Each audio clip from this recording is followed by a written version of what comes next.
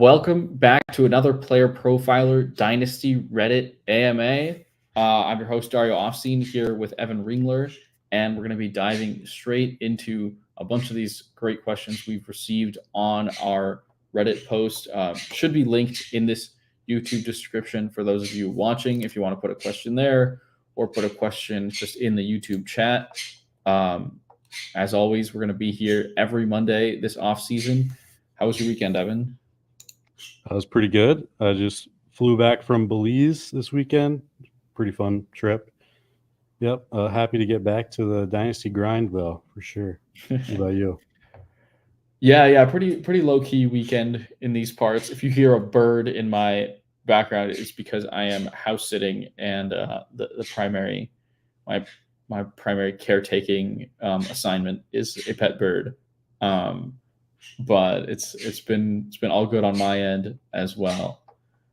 I can't believe how close we're getting to the draft. I mean, we're less than 3 weeks away now, and it's really exciting time for dynasty managers.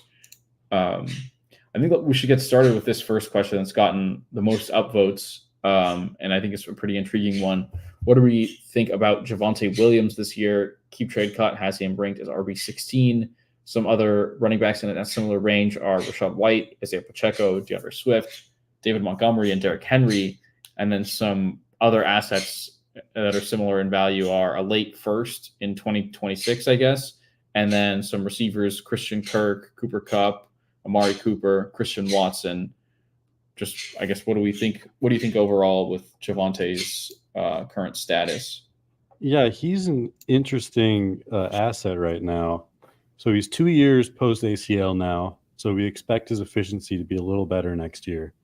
But the situation is the same. Samaje Perine is still there. Jaleel McLaughlin's still there. And I think we expect the offense to be bad this year. Like, we don't know if they're going to go with Stidham or maybe a Bo Nix or someone like that. But we can say that it's probably going to be one of the worst offenses in the league. So that really caps his touchdown upside. And last year, he was only getting like around 55% of the carries. He was getting a good amount of targets because the Broncos throw the running backs a lot. So I like his volume is okay. I think his volume is okay. His efficiency should be a little bit better, but I think the offense really drags him down. So I don't really love him at his current price. I would rather take, pretty much any of those running backs next to him, except for maybe Derrick Henry. But I think in Dynasty, I would be trying to tier down from him, pick up a second, and I don't know, a Aaron Jones or someone like that. What do you think? Mm-hmm. Yeah, I think that's pretty sound advice. His situation this upcoming year is looking pretty dicey. And I would say, like, yeah, even those older guys that are ranked near him, like Montgomery, Derrick Henry, have much more significant upside in the next year or two. So Javonte Williams is kind of in that no man's land where he's getting to be old enough that by the time the Broncos offense might be good, he's going to be one of those aging assets. And I think there's some, underlying concerns about him maintaining a lion's share of that workload. Jaleel McLaughlin looked really good. I think you're right that the Broncos will keep throwing to their running backs. That's more of a Sean Payton thing than just a Russell Wilson thing. But yeah, I think this is a pretty rich price for him. I think that there's probably a lot of people still holding those bags from before his ACL injury. Mm-hmm. Yeah, I don't even think it's like a horrible ranking for him. It's just like he's just kind of a boring asset that I don't really want on my contenders or my rebuilders. Yeah, for sure. Yeah, any other, I guess, closing thoughts on Javonte? I think you're right. He's kind of like a what would you be in both senses? Yeah, let's say you have a contending team. What would you be looking to do with your Javonte? Would you be looking to go up to a Rachaad White, Isaiah Pacheco, or go down to maybe an older guy like an Aaron Jones or someone like that? Yeah, I think I wouldn't mind flipping toward like the older, more productive guys get a little bit of draft capital out of that, and then um, switch to someone with more upside in the current moment for that contending dynasty roster. Also recoup, like you said, like maybe a second, maybe a third, and just kind of recycle toward both ends of the roster there. But yeah, Javante kind of in a tough spot for sure. Next question here that I think is pretty good is, what do you see as the dynasty difference in value between Higgins and Pittman? Yeah, so I think they're both good players, probably similarly valued players in like a neutral environment, but situation kind of makes the difference for me. Pittman is set up to smash in 2024. Primary target for Anthony Richardson, who we hope and expect to have a big year. And Pittman can he can do everything you want a wide receiver to do. And Higgins can do a lot of that stuff too, but his ceiling is capped in 2024 with, just staying in Cincinnati. I don't foresee him actually getting traded despite his trade request. And beyond that, in 2025, I think he's more likely to land in a worse situation than Pittman is right now. I expect Pittman to stay in Indy and continue to be the one, while maybe Higgins goes to a worse landing spot. But I don't know. It could be a good arbitrage opportunity too, because Pittman is valued quite a bit higher right now. So what do you think? Yeah, I think that's a tough. The thing that comes to mind for me too is that Higgins has kind of not done as good of a job just staying on the field, despite like you said, they're probably similar talents.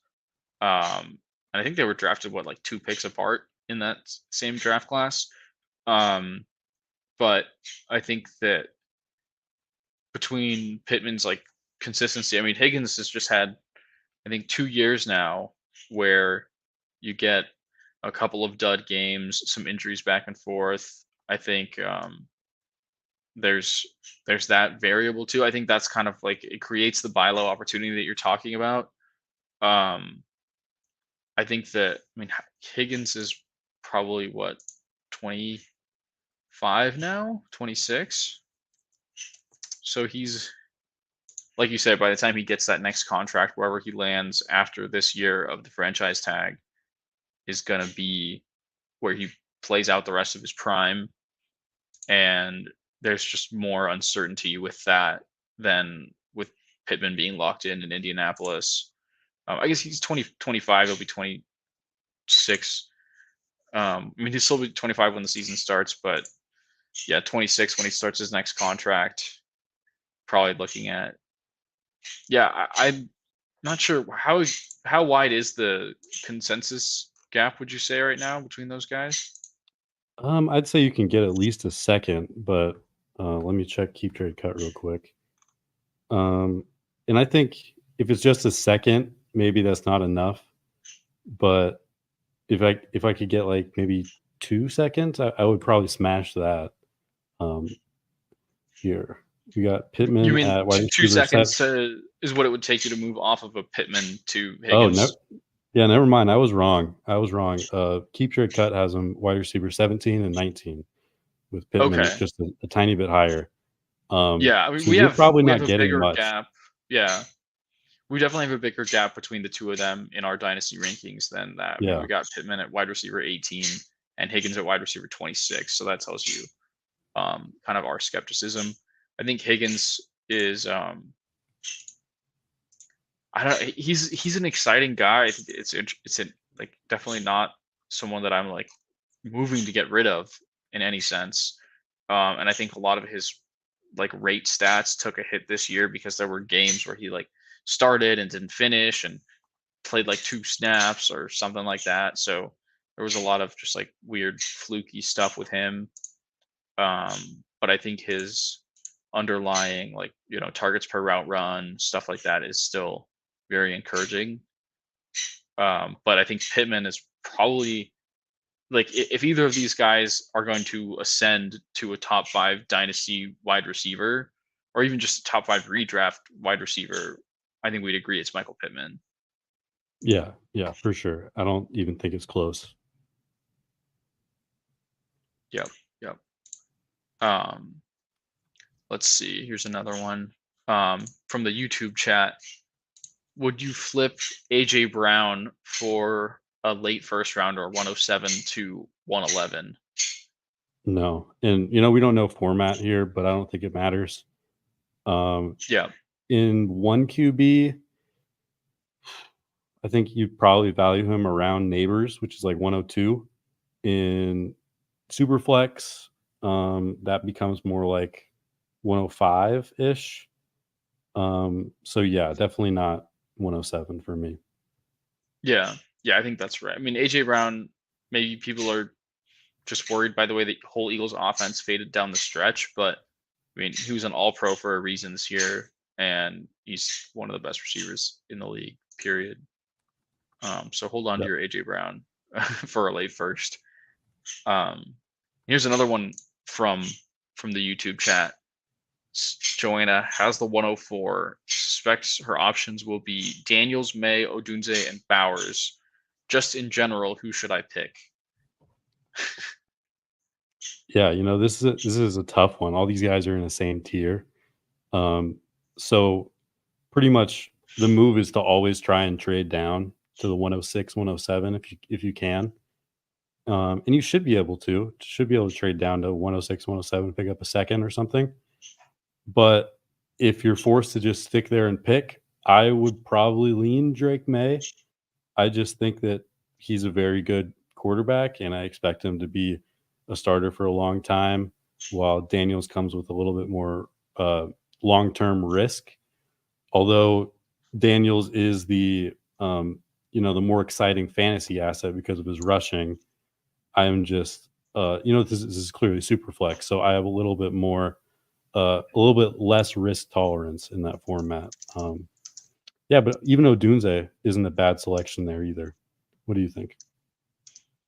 Yeah, I think that, I mean, I'm guessing you'd think it's super flex. I guess there could be leagues where it's a single quarterback and someone just really likes Caleb Williams, and that's what is creating these options here. I think Odunze is a solid pick. I mean, you saw he passed the reception perception test with flying colors. I think he's got everything you want in a receiving prospect. And I think that landing spot could affect kind of the way that consensus views Odunze, Neighbors, and even Marvin Harrison Jr. to some extent. Once we know where all these guys are going, but I think you're right to recommend Drake May. I think you lean quarterback either way. The Jaden Daniels rushing upside is really exciting. I'm probably with you of like Drake May just a hair ahead, and I think it also. I mean, we don't know the rest of what this roster looks like, and if you have certain, like, you're already loaded at quarterback or really quarterback needy, or just figuring out that positional value, I think unfortunately, like, Bowers would be the luxury pick, I think, where you would want to just like trade down to 106, 107, and if you feel good about your quarterback room and your receivers, it's probably how I would approach that. Yeah, I think that's smart. Man, we got Harry Snowman just blowing up the chat. Let's go. He says he leans Daniels over May because of the Konami code. I totally get that. It's just, for me, like in one QB, I'm totally with you.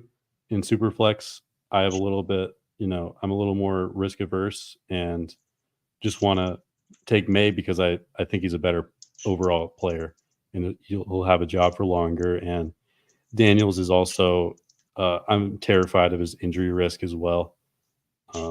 Yeah. Yeah, I think you're right. In Superflex, if you burn an early pick on a quarterback that flames out, I mean, like, anyone who, I don't know what the rookie ADP would have been a couple years ago, but if you have Justin Fields, I mean, that whole quarterback class kind of just imploded. But if you think of the choice between Justin Fields and Drake May, like, you'd probably regret taking Justin Fields in most simulations. Yeah, for sure. Here's another one from Reddit. Is the hype on CJ Stroud right now justified, or is he overvalued? Are you buying or selling Stroud at his QB3 value on KTC? That's tough. I think that I don't see a path for him to like unseat the Josh Allens and even Lamar Jacksons of the world because we haven't seen that rushing from him. I mean, I think we kind of did this with inflating Joe Burrow's dynasty value like 1 or 2 off seasons ago. And I think realistically, Stroud is probably going to be like, quarterback 4 or 5 in dynasty for a very long time. But I don't know if I can stomach like, and whoever has Stroud in your leagues right now is going to be demanding a ransom to move off of him. I think you're going to have to pay a premium on top of that quarterback 3 price. So I think you probably want to just find ways to buy some of the Texans pieces adjacent to him, maybe bet on a Tank Dell if that owner is really worried about the Diggs arrival, or Nico Collins similarly, or maybe you just get that cheap veteran production out of Diggs. I think that's how I'm probably approaching that if I, don't already have Stroud on a team. Yeah, I think that's a sharp take. In an ideal world, I would love to tear down to Joe Burrow and pick up whatever I can, but I don't think that that's realistic. I don't think anyone I don't think that you're actually trading Stroud at QB3 prices really. I think everyone just kind of views it as a big tier, so he might be ahead of Jalen Hurts on keep trade cut, but I don't think you're actually going to get that value anywhere. It's kind of a fake market. Mm-hmm. Yeah, I think that's true too. And it's just, I think that, I mean, CJ Stroud was amazing last year, and I think he's a very good NFL quarterback. But I mean, we saw even with Patrick Mahomes, right? Like, who's clearly probably the best on-field quarterback any of us have ever seen. If you're not rushing as a quarterback, like your situation can still get nuked. I think that Stroud, like, I mean, how many top 2 fantasy quarterback seasons do you think Stroud has in the next 5 years, right? As opposed to a Josh Allen or even a Jalen Hurts, Lamar Jackson, Anthony Richardson. I think that would be an interesting bet, right? Like between Richardson and Stroud, who has more top 2 seasons in them. I think you could see the argument for Richardson. Yeah, for sure. So I think that's kind of like why I'd say Stroud is kind of valued at his ceiling right now. Yeah, I agree. I mean, on a year-to-year basis, really, what's the difference between Stroud and Burrow? I know that Stroud is going like a lot earlier in best ball drafts right now, but I don't see really any difference between those 2 guys from a redraft perspective. And I think it'll continue to be that way for the next 5 years or so. So really, like, that it's just one big tier. And yeah, I don't love his QB3 price, but I don't even know where else you can put him because he did have the best rookie quarterback season we've ever seen. Yeah, I agree with that. Let's see. I'll keep. I want to finish typing out my answer to that question, but in the meantime, I'll ask you: how big is the gap between Geno / Levis and Goff as QB2 on a contending team?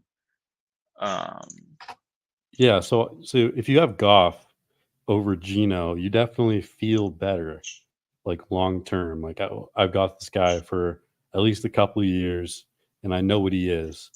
But I think that on a year-to-year basis, you really don't know for sure that Goff will outproduce those guys. You're kind of paying for the security, and I don't love paying for security when the reward is like a mid QB2. You know what I'm saying? So I'd say that if I could get like Geno in a second for Goff, I would seriously consider that. And same thing with Levis. If I can just get a second on top, that might be enough to get me to move. Yeah, I would agree with that. I mean, because right now we have Goff valued even just around Kirk Cousins, and we've seen Cousins have much more of a ceiling, especially last season before he got hurt. I mean, there's a lot of risk in trading for him now, but I think that, I mean, Jared Goff, like you said, he probably will continue to be a starter somewhere in the league for the next 5-6 years, but you'll probably consider yourself lucky any season that he is a top 12 quarterback and he lands in that like 10 to 12 range. I think you're right. You can squeeze some Right value now out of he's in a great situation, but it's not really going to translate to fantasy because they run the ball so much, and they just don't need to rely on Goff throwing for 5,000 yards.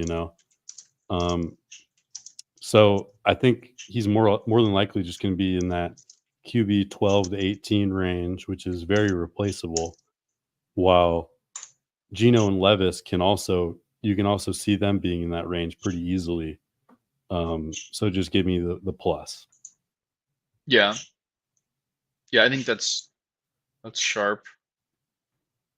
Any other questions stand out to you here?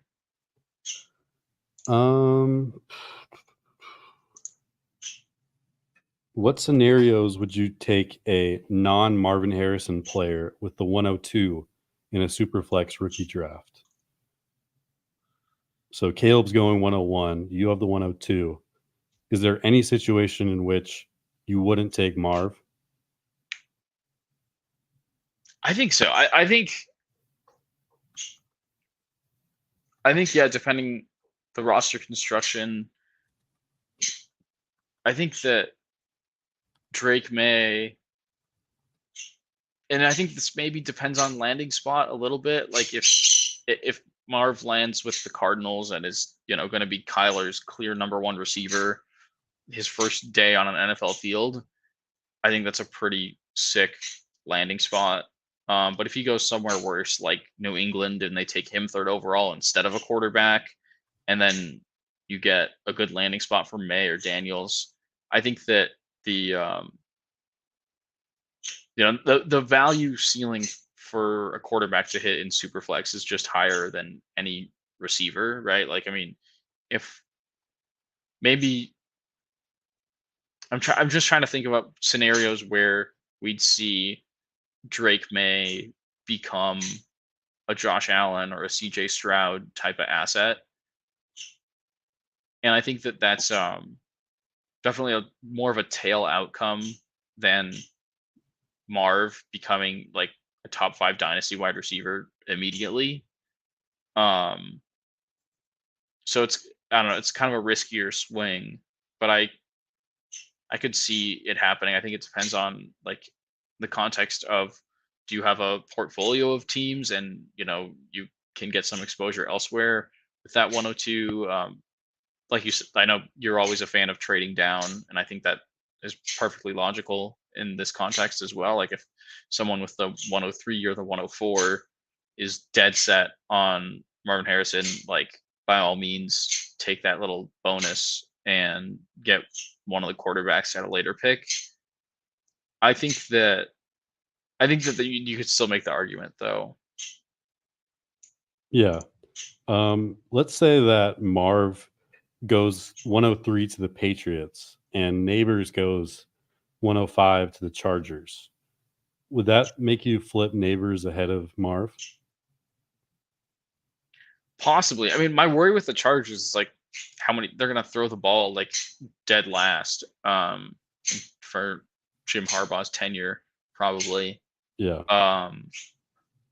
But I think that, I mean, if that happened, you probably would bet on Neighbors to outscore Marv this year, and maybe the year after as well, and even just for the perception of like potential value increase and asset sort of like being bulletproof, I think that there will be a lot of people taking Neighbors ahead of Marvin Harrison if that were to happen. Yeah, I don't think it's super realistic. The Patriots shouldn't do that, but Yeah, you they never desperately know. need a quarterback. Yeah, they desperately need everything, so they really should trade down. But we'll see. They might just take a quarterback. Yeah, I think continuing the Stroud discussion, actually, there's a good question about Stephon Diggs. Does the Texans move to restructure Diggs to a one-year deal change your long-term outlook on Nico Collins? This guy is saying he thinks it doesn't change anything with Nico since the Texans are basically saying Diggs is a one-year rental, and they might probably, why would they re-sign him basically? I don't know. I think it's an interesting thing to think about. What do you think? Yeah, so after this season, Nico and Diggs will both be free agents. I think I don't remember where I heard this. It was on some NFL podcast. Was that this might lead to Nico putting up less production this year, which in turn would allow the Texans to re-sign him for cheaper next year. So I think that's kind of some 4D chess there. That's that would be pretty smart. I think that in terms of fantasy for this year, Nico's floor has dropped a little bit, but his ceiling is still pretty high on like a week to week basis. He'll still put up spike weeks. I still would bet that he's a Texan in 2025 and Diggs goes elsewhere, but I'm not set on that. Anything can happen. So, and ideally, that would be the ideal situation, is that Diggs leaves and Nico stays. What do you think? I think that one thing I'll consider is like, I'm sure Nico Collins' agent and his management are pushing the Texans to give him an extension before this season starts. Like in training camp, I'm sure they'll be knocking on the door to try to get that long-term contract security for Nico. And then they're probably going to ask for more than the Texans are willing to pay, considering what we saw from Nico in years 1 and 2. And then I think you could end up with kind of an ugly franchise tag. Oh, Yeah. I'm not going to show up to training camp situation next year with Nico and the Texans. So I think that's like, if I had to guess how that contract situation is going to play out, that's how I see that forecasting. As far as fantasy production in 2024 goes, I think I know I'm a little bit more worried about Diggs being cooked than you are. And we were having this conversation the other day. I think that some of the numbers, like just on a per route basis, efficiency, everything like that down the stretch last year was like starting to get alarming. I'm sure you remember getting questions about like whether to bench Diggs from everyone who had him because he was just like couldn't do anything for your fantasy team down the stretch. And I think he's 30 this year, right? 31 maybe. So Yeah. I'm actually I think I'm still bullish on Nico and Tank Dell because I think I'm a little bit more concerned about the possibility that Diggs has hit his cliff and we're going to see him become very quickly like more of the Robert Woods of this offense than what we're used to seeing from like prime Stephon Diggs. So I think with that sense, I think we're probably on the same page that like you still can and should buy Nico Collins. We'll keep an eye on his contract situation. I think that I'm with you that he's more likely to be a Texan in 2025 than Diggs is.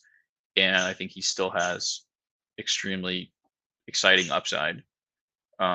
So I think that, yeah, it'll be interesting to see what happens with his contract situation for sure. Because I think that they're going to want to keep weapons around Stroud through the remainder of his rookie contract. For sure. Yeah, I definitely agree that I can see the franchise tag playing a part here. And in that scenario, they probably will eventually sign him to an extension. Yeah, so I expect him to stay in Houston. And From a dynasty perspective, I think that the main takeaway is this opens up a buying opportunity for Nico or Tank. And so I would love to buy those guys, even if it's not like super cheap, just a little bit cheaper than last week, because they both have immense dynasty upside for the future. You could very easily see one of those two guys becoming a top 10 dynasty receiver in a year and a half. Yeah, definitely. I agree with that. Let's take a question from YouTube here. Through picking up some orphans, I have a lot of Zay Flowers. Is he a sell based on size and offense, especially with Henry and Mark Andrews coming back? That's interesting. What is your read on Zay Flowers? I'm really not that worried. I think he's a good player. I don't think that Andrews and Henry really affect him that much. He's the clear wide receiver one there. He's going to command targets. Not like an elite target share, but somewhere around 24 to 26% probably. And I expect him to also improve a little bit as a player in his second year. I think that he's valued fairly right now. If you're on a contender, maybe you look to sell him and flip that value for a better competing asset, because I don't know that necessarily Zay is going to totally finish I don't think he has like top 12 upside. And I think maybe his floor is like a wide receiver 3. So yeah, I could see moving off of him, but I think he's valued fairly. What do you think? Yeah, I think so. We have him around wide receiver 20, which I think, trying to pull up just some consensus rankings over here to compare, but Wide receiver he's 21 on KTC. okay. Yeah, so that's, I think we're pretty close to market with him. I think you said 24, 26% target share guy. I think I was maybe, the numbers I had in my head were 22 to 25. Like, I think it's pretty similar. Yeah. It'll be interesting to see his like gadgety sort of usage. Does that continue? Because I think that did kind of damper his upside last season. We probably would have liked to see, I mean, he had some big games after the Andrews injury. But I mean, we know the Ravens were also a big fluke last year in terms of game script, kind of like how we talked about the Eagles 2 years ago coming into last season. Like, they can't possibly be that lucky game script wise again, and that will help their weapons. I think you see a similar sort of improvement in their overall passing volume in 2024. So I guess to answer this question, I don't think he's necessarily a strict sell right now. There's definitely, like you said, there's guys who, like, if I had to bet on Zay Flowers points per game next year, like PPR, probably somewhere between 13.5 and 15.5. And you can maybe move him for a similar asset in terms of point production and pick up some other dynasty value in the process, or even just like try to maneuver to, another, like just an older, more productive guy, if you're really desperately win now. But I don't think he's a sell by any stretch. And especially if you're picking up orphans, like, he's probably someone that you'll just hold and retain value. Yeah. I think the game script comment is that's really sharp. Yeah, definitely expect the Ravens pass attempts to go up this year. And yeah, he's most likely going to fall in a flat range of wide receivers. So if you can find a great tier down, then by all means. Yep. And then another one here from the YouTube chat: 12 team PPR Superflex sign premium. How do you feel about Cousins through 2026? QB1 is Hurts. What price point would you trade away in season versus holding in the near future? Yeah, I don't know about through 2026. I feel pretty good about Cousins for the next 2 years. The next 3, it starts to become a little bit hazy. We don't have like a big sample size of quarterbacks coming off Achilles, especially guys that are like 35 already. I mean, he's still in a situation to be very good this year, and last year he was great when he was healthy. I think he's a great QB2 in Superflex, but if what do you do if somebody gives you a mid 25 first for Kirk Cousins? Because I mean, I'm kind of torn on that. What do you think?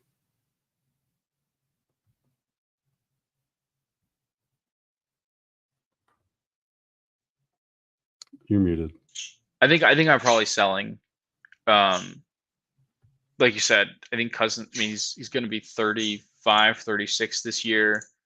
I mean, also I think to part of my thing with this question is, I mean, it kind of leads into that conversation of like how big of a window do you usually view your dynasty teams through? Because I think that I'm more of a 2-year window guy than a 3-year window guy. I'm not thinking Yeah. about who's going to provide how much value in 2026. Cousins is probably going to be a very solid QB2.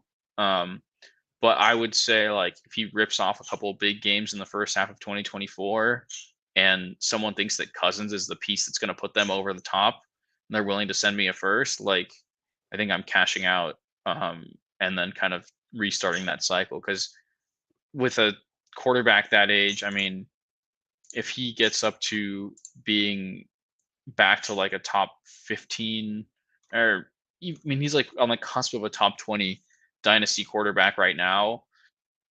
If he has a couple good games and you can sell him for, you know, just more youth or picks, I think that you kind of probably would be wise to do so. Yeah, I think this connects back to the question about Goff versus Geno / Levis. Kirk is right in that tier with Kirk. Kirk is right in that tier with Goff. I mean, where we like him. We expect he's in a good situation. We expect him to be a top 18 to 12 quarterback, but he also doesn't have difference making upside. He's most likely going to be in a flat tier. So the right move is probably to trade down to someone like Goff or Geno or Levis or someone like that, or Baker maybe, Even and pick up. Stafford. Yeah, yeah, because all of those guys are on a year-to-year basis. They're in a very similar range. So just pick up the extra asset. Mm-hmm. Yeah, I think that's kind of how I feel about that too. Interesting question from Reddit as well here. Trade offer for Jaden Reed. Someone's been offered JSN straight up. So kind of giving a little bit more team context, says he has a strong team. Lamar, McCaffrey, James Cook, Amon-Ra, Drake London, Olave, Kincaid, Ingram, some depth, and the 108, 201, 308. What do you mean? I guess it's just a lot of other pieces involved, but I mean, what's your take on Jaden Reed, JSN? Yeah. So really, it's just a rankings discussion. Who do you rank higher? We rank JSN like a tier above Jaden Reed, but I wouldn't fault anyone for going after Jaden Reed either. He had JSN had a super disappointing rookie year. But I guess my main takeaway is that these aren't really the kind of deals that I want to make. Like it's just a 50-50 bet. And, there's a good chance you're wrong. I would prefer to do some kind of tier up or tier down, or maybe move it to a future pick so that I can hold some value. I'm just not a big fan of these 1-for-1 deals, although I would take JSN in a vacuum. What do you think? Yeah, I think that, I mean, we've been higher on Jaden Reed, I think, than the consensus going back to last offseason. For sure. I mean, his dynamic score in terms of breakout finder speak was always really exciting, and we saw that play out with the way he was getting those rushing touchdowns last season. I think he did run hot on touchdowns, sort of similar to what we saw with Christian Watson his rookie year. I think I'm with you, and there's a reason we have them ranked the way we do. Like, I prefer JSN in a vacuum, and I would probably take that trade. But I definitely still think Jaden Reed is an exciting young player for sure. Yeah.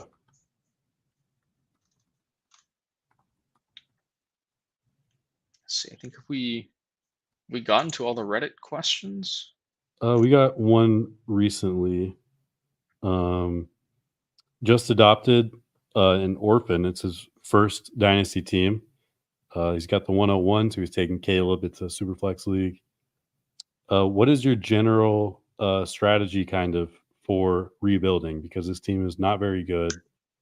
Yeah, he says, do you recommend just tanking running back and acquiring quarterback and wide receiver?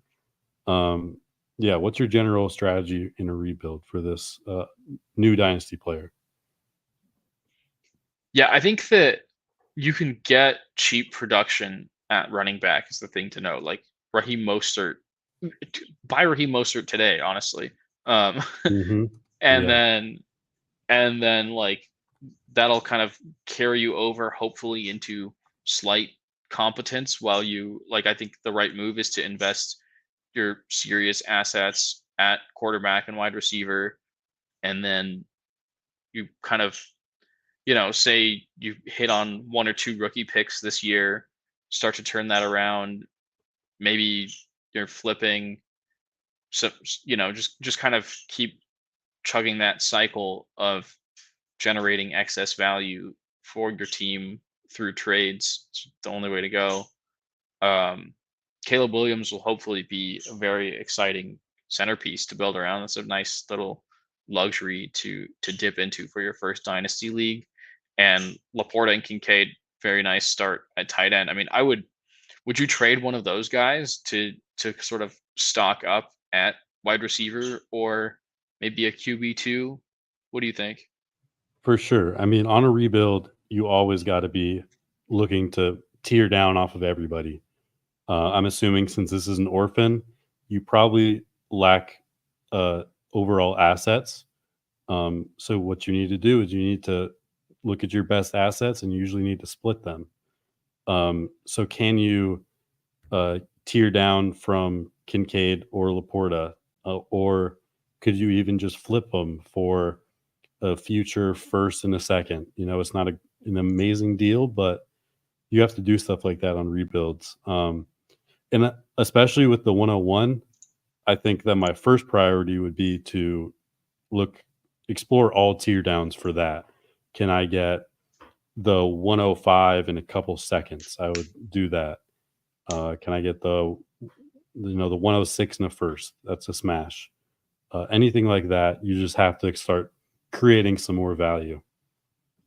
Yeah, I think that's a great point too. Don't necessarily have to lock in that Caleb Williams pick, because the 101 is an asset that people are more than like it's, of all the assets that you're going to have on this orphan team, like that's the one that someone's most likely to overpay for, right? You have some, all it takes is one Bears fan in your league and you're getting, 2 firsts and 2 seconds for the 101. So I think that's a really great point of advice as well. Yeah, So yeah, we and got another. definitely stay away from running backs.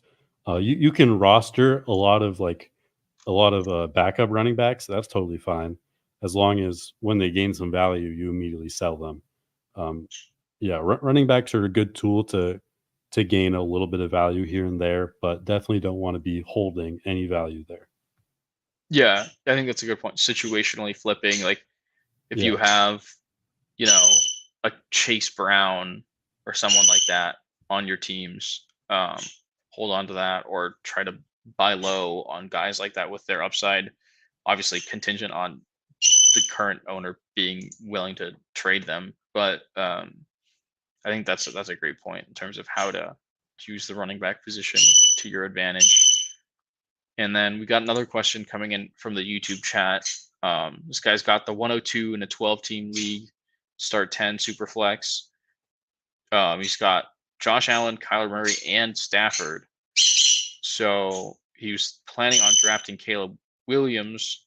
Was thinking of Murray for Debo and a 25 first. Do we value Caleb Williams ahead of Kyler Murray? It's a lot to think about.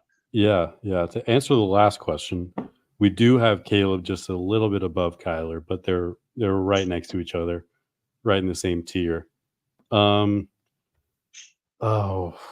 So it seems like he knows that Marv is going at the 101. At least that's what it sounds like. Yeah.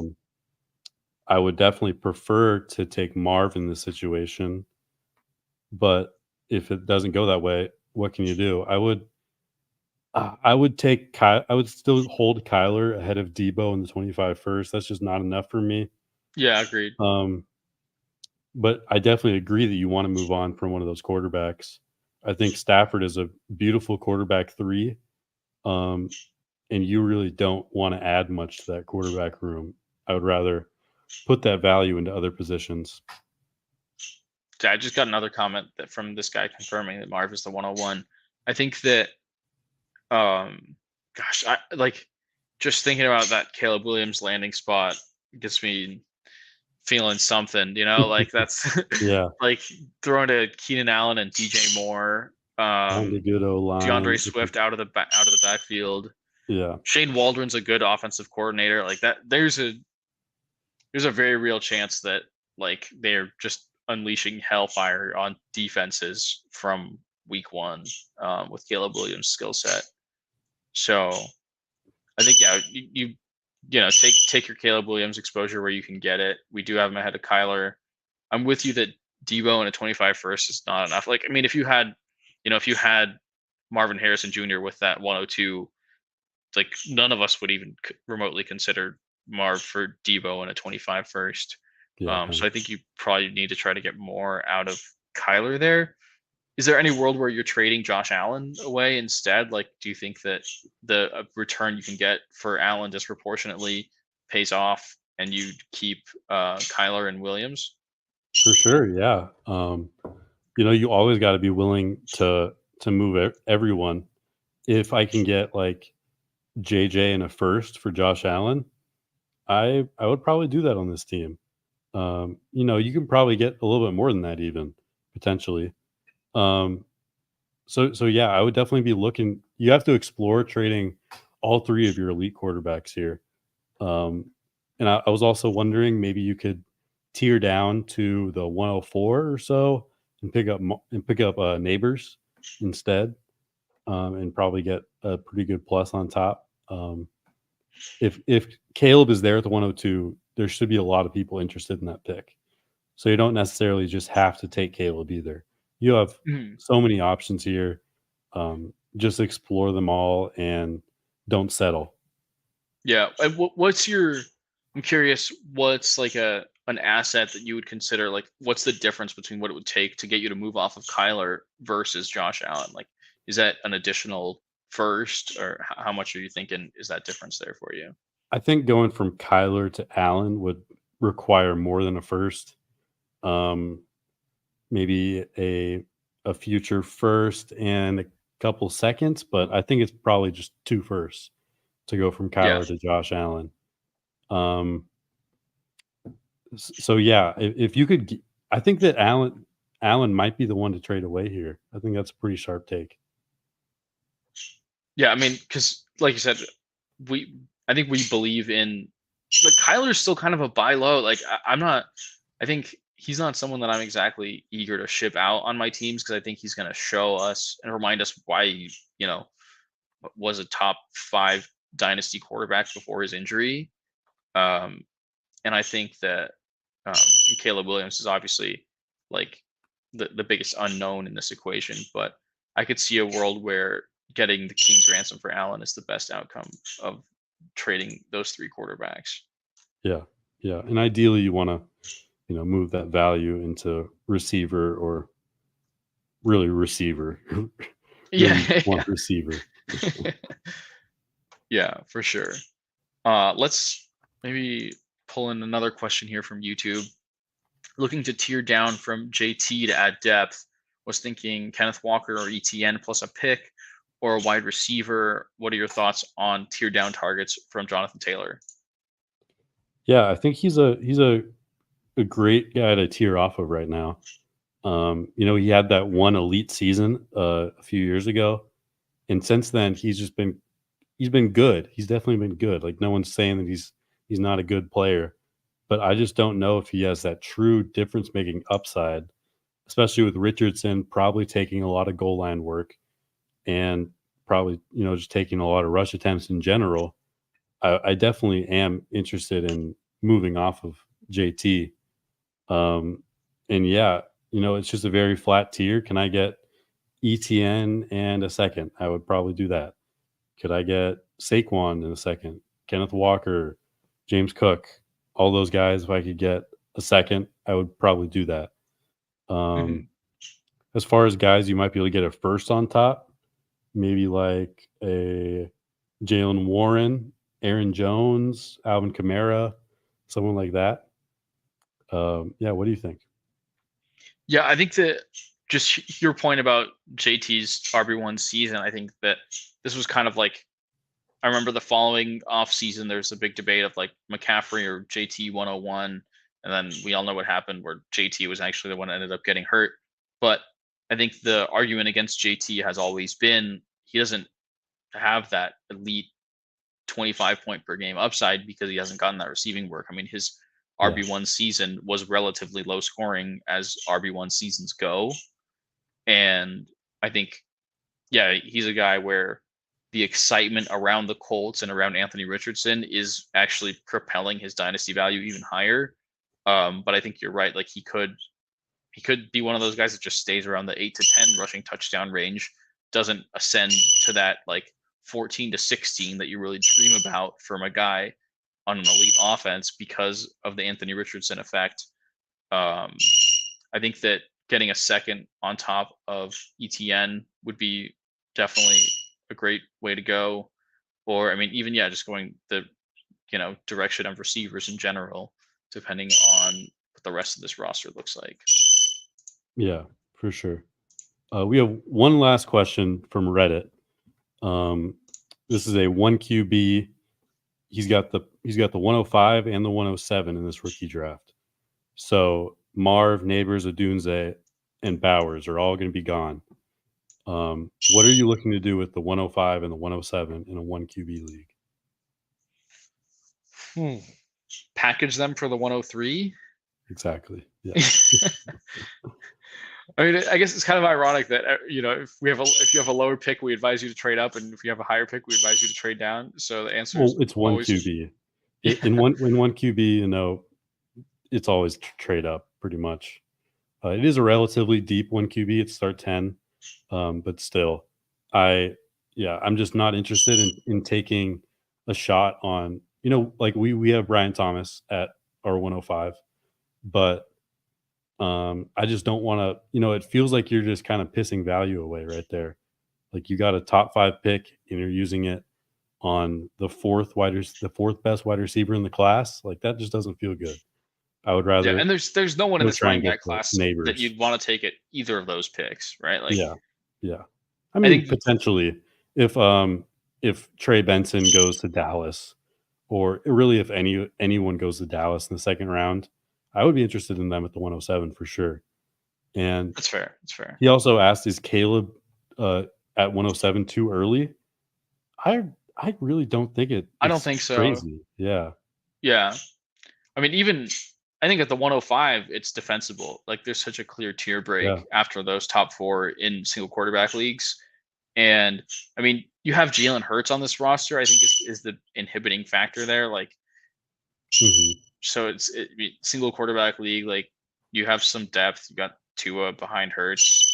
I don't know if it makes much sense to add Caleb to that quarterback room if you know that you aren't going to be able to make a corresponding move off of say Hurts. Um, Yeah, and but he's yeah, I got think like there's wide receiver depth too. But what he really needs is a stud wide receiver.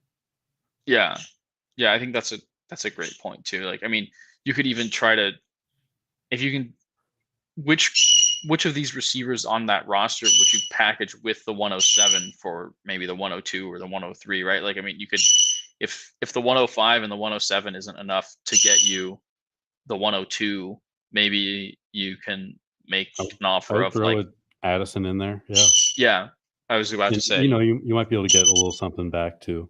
But yeah, I'm really just in this situation. I'm kind of doing whatever I have to do to go get Marver Neighbors or Odunze if it goes that way. Yeah. yeah, I think I would agree with that. And I think with that, I don't know, any closing thoughts on today's AMA, Evan? Oh yeah, we got one pretty great comment. It says it's from Air Near You. It says you like Shrek from the movie Shrek. Completely It's funny agree. because Thank I you. read it as you look like Shrek from the movie Yeah. Shrek, and I just didn't even realize that there was the typo there. Who do you think of us looks more like Shrek from the movie Shrek? I think my skin color is a little weird right now, but you kind of look like when Shrek became a human. Oh, Um, thank you. yeah. That's high praise. So it could be you as well. But thank you to Air Near You for that great Yeah, comment. yeah. As always, very happy to be engaging with our fans on these AMAs.